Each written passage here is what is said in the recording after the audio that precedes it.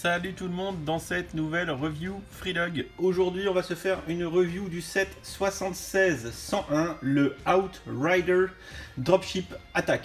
Bien évidemment c'est un des 6 sets dédiés à l'univers Marvel Infinity War, avec le film qui sort aujourd'hui. Voilà, si je poste la vidéo mercredi, le film doit être sorti, donc je suis complètement à la bourre mais c'est pas grave.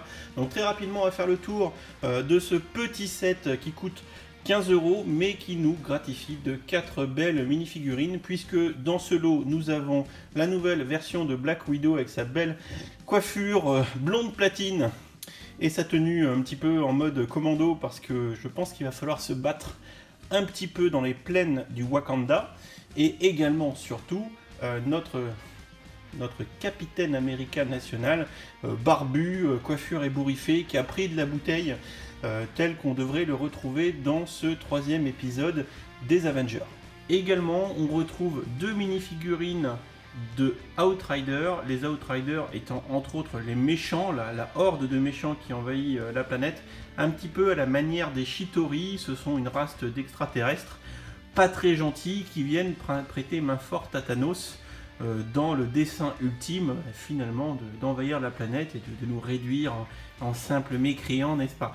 Voilà, donc de mon point de vue, ce set n'a pas grand intérêt, tel que vous pouvez le constater. C'est donc un set de petite taille. En termes de fonctionnalité, on peut déployer les ailes comme ceci.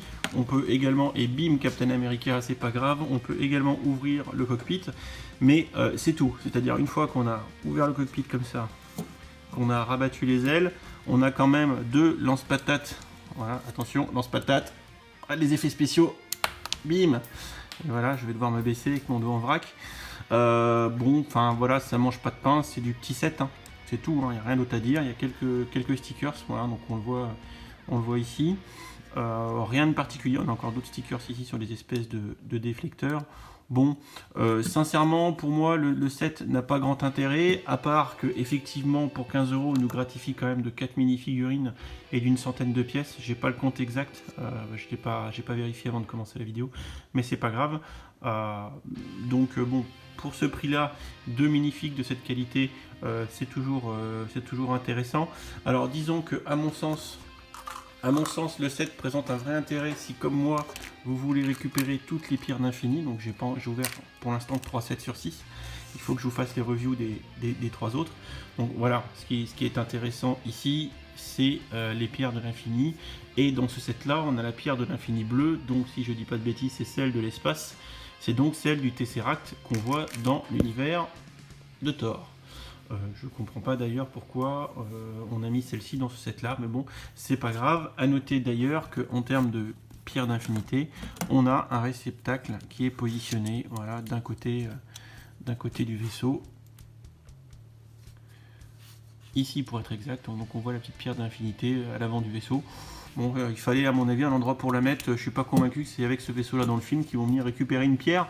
Mais bon, donc voilà, avis mitigé sur ce petit set, Marvel Infinity War Outrider Dropship Attack au Wakanda.